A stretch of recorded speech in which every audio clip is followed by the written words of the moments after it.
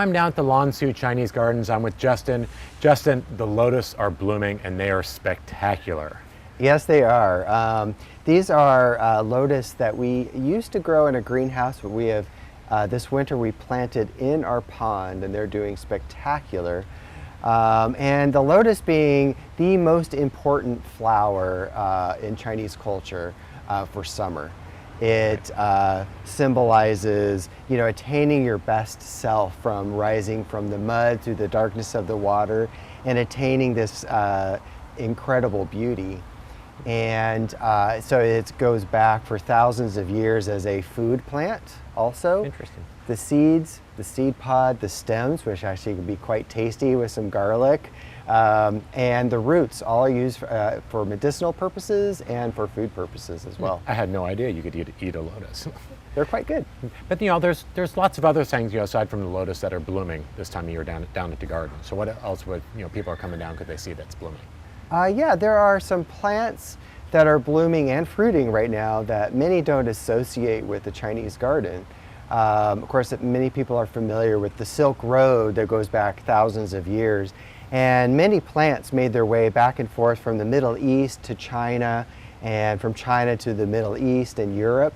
Like the pomegranate, for instance, was first mentioned in Chinese history that we know of about 150 BC on our calendar, and is native to Persia but made its way in the Silk Road about 2,500 years ago.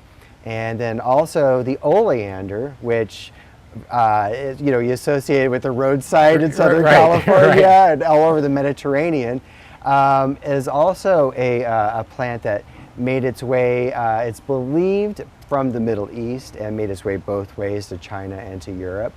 And also we have the hibiscus, which is in full bloom right now, Hibiscus syriacus. The name would suggest Middle East, but it's actually native to China and Southeast Asia, and made its way back to the Middle East a couple thousand years ago via the Silk Road. And so, you have a lot of these things that are blooming. The gardens are changing all the time, and there's always something blooming. But you also have some events that are coming up this fall.